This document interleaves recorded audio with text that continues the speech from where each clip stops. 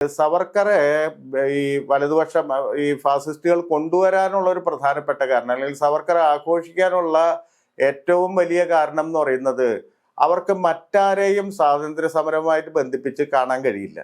ഇപ്പോ RSSന്റെ സർസംഘചാലകായിരുന്ന ഹെഡ്ഗേവാറോ അല്ലെങ്കിൽ ആ കാലത്തുണ്ടായിരുന്ന രണ്ടാമത്തെ സർസംഘചാലകായിട്ടുള്ള ഗോൾവാൾക്കറോ ഒന്നും സ്വാതന്ത്ര്യ സമരത്തിൽ പങ്കെടുത്തിട്ടേ ഇല്ല. അപ്പൊ അതുകൊണ്ട് മാത്രമല്ല, അവർ പലപ്പോഴും ഹെഡ്ഗേവാറൊക്കെ പറഞ്ഞ വാചകങ്ങൾ സ്വാതന്ത്ര്യ സമരത്തിലൊന്നും പോയി നിങ്ങളുടെ ഊർജം പാഴാക്കരുതെന്നാണ് RSSലെ കേഡർമാരെ ഉപദേശിച്ചത് എന്നതിനൊക്കെ ധാരാളം തെളിവുകളുണ്ട്.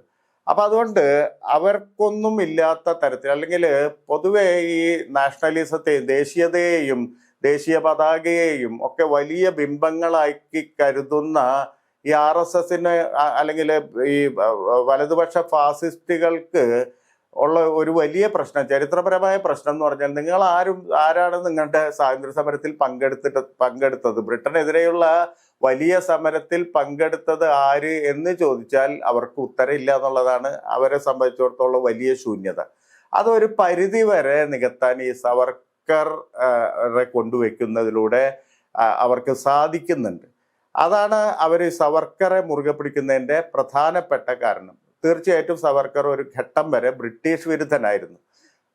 അത് ആ ഒരു ഡിബേറ്റിലേക്ക് കടക്കുമ്പോൾ നമ്മൾ മനസ്സിലാക്കേണ്ട പ്രധാനപ്പെട്ട കാര്യം, ഒരു പ്രധാനപ്പെട്ട വസ്തുത, ഈ സ്വാതന്ത്ര്യ സമരവും ബ്രിട്ടീഷ് വിരുദ്ധതയും തമ്മിൽ ചെറിയ വ്യത്യാസമുണ്ട്.